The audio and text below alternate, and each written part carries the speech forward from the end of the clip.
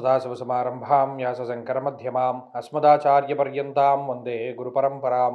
జ్యోతిషాస్త్రాన్ని భావితరాల వారికి ప్రసాదించిన ఋషుల యొక్క పాదపద్మాలకి నమస్కారం చేసుకుంటూ, అలాగే నాకు ఈ జ్యోతిష విద్యను నేర్పిన గురువర్యులు జ్యోతిష బ్రహ్మ కీర్తిశేషులు శ్రీ ఈరంకి సూర్యనారాయణమూర్తి గారు, సూర్యశ్రీ దైవజ్ఞ గారి యొక్క పాదపద్మాలకి నమస్కారం చేసుకుంటూ, ఓం శ్రీ మహాగణాధిపతి నమః, శ్రీ గురుభ్యో నమః, హరి ఓం. వీక్షకులందరికీ నమస్కారం. మార్చి నెల 22వ తారీఖు లగాయతు మార్చ్ 28వ తారీఖు వరకు ఉండేటువంటి గ్రహగతుల ఆధారంగా ద్వాదశ రాశుల వారికి ఈ వారం ఏ విధమైనటువంటి శుభాశుభ ఫలితాలు కలగబోతూ ఉన్నాయో ఈ కార్యక్రమం ద్వారా తెలుసుకుందాం. అందులో భాగంగా ఈ వారంలో ఉండేటువంటి గ్రహస్థితిని గమనిద్దాం. ఈ వారంలో మేషరాశి యందు శుక్రుని యొక్క సంచారం ఉంటుంది. అలాగే మిథున రాశి యందు గురుని యొక్క సంచారము, సింహమందు కేతువు యొక్క సంచారము, కుంభరాశి యందు బుధ కుజ రాహువుల యొక్క సంచారము, మీనరాశి యందు శనేశ్వరుడు రవిగ్రహ సంచారము ఈ వారంలో ఉంటుంది.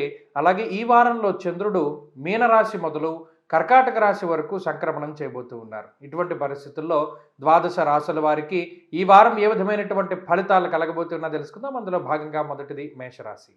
మేషరాశి వారికి ఈ వారం సానుకూలమైనటువంటి గ్రహస్థితి గోచరిస్తూ ఉన్నది. ముఖ్యంగా ఈ రాశి వారికి శుక్రుని యొక్క బలం ఉన్నది. లాభస్థానమున బుధుడు కుజుడు రాహుగ్రహాలు అనుకూలంగా ఉన్నారు. అలాగే ఈ వారంలో చంద్రబలంతో కలుపుకుని 5 గ్రహాల తాలూకు శుభ ఫలితాలను మనం ఆశించవచ్చును. ఈ వారంలో శుక్రుని యొక్క జన్మరాశి స్థితి కారణం చేత ఏదో ఒక కొంత మోరల్ సపోర్ట్ దొరికేటువంటి అవకాశం ఉన్నది. అంటే జీవితంలో ఏదైనా ఒక ముఖ్యమైనటువంటి పని మీద మీరు ఒక్కరే కష్టపడుతూ ఉన్నటువంటి సందర్భంలో ఎవరైనా ఒకరు సపోర్ట్ చేసేటువంటి అవకాశం ఉంటుంది.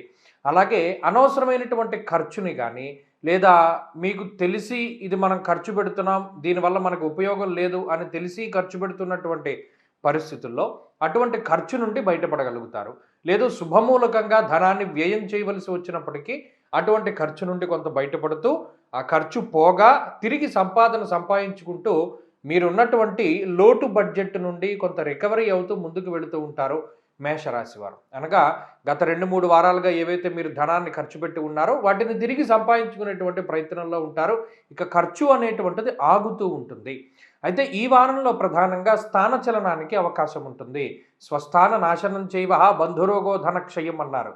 ఇక్కడ మీకోసం మీరు కాకుండా ఇతరుల కోసం పడేటువంటి శ్రమ, తాపత్రయము, తపన అధికంగా కనబడుతూ ఉంటాయి. బంధువుల కోసం కానివ్వండి, లేదా మీ తరఫు ఏదైనా మీ మిత్రులతోటి కానివ్వండి, లేదా ఇతరత్రా మీకు తెలిసినటువంటి ఆత్మీయుల కోసం కానివ్వండి, మీరు ఎక్కువగా శ్రమ పడుతూ ఉంటారు, తాపత్రయపడుతూ ఉంటారు, వారి కోసం కష్టపడుతూ ఉండేటువంటి పరిస్థితులు గోచరిస్తూ ఉన్నాయి. ఈ వారంలో ఆరోగ్యపరమైనటువంటి విషయాలు సానుకూలంగానే కనబడుతూ ఉన్నాయి. కొంత నీరసంగా ఉంటారు. అతిగా శ్రమ పడడం వల్ల, అతిగా ఆలోచించడం వల్ల అటు శారీరకంగాను మానసికంగాను కొంత అలసిపోయేటువంటి పరిస్థితులు ఈ వారంలో ప్రధానంగా కనబడుతూ ఉన్నాయి. అలాగే చర్మ సంబంధమైనటువంటి సమస్యలకు అవకాశం ఉంటుంది. మరీ ముఖ్యంగా విటమిన్ డి డెఫిషియన్సీ రావడానికి అవకాశం ఎక్కువగా ఉంటుంది ఈ రాశి వారికి. అలాగే ఈ రాశి వారికి ప్రత్యేకించి ఉద్యోగ, వ్యాపార, వ్యవహార, వ్యవసాయాది రంగాల్లో ఉండేటువంటి పరిస్థితులు సానుకూలంగానే కనబడుతూ ఉన్నాయి. కాబట్టి వృత్తి ఉద్యోగాల్లో ఈ వారం ఎదుగుదలే గోచరిస్తూ ఉన్నది. అంత ఇబ్బందికరమైనటువంటి పరిస్థితులు ఏమీ లేవు. కుటుంబపరమైనటువంటి విషయాల్లో కూడా కొంత సానుకూలత ఏర్పడడానికి అవకాశం ఉంటుంది.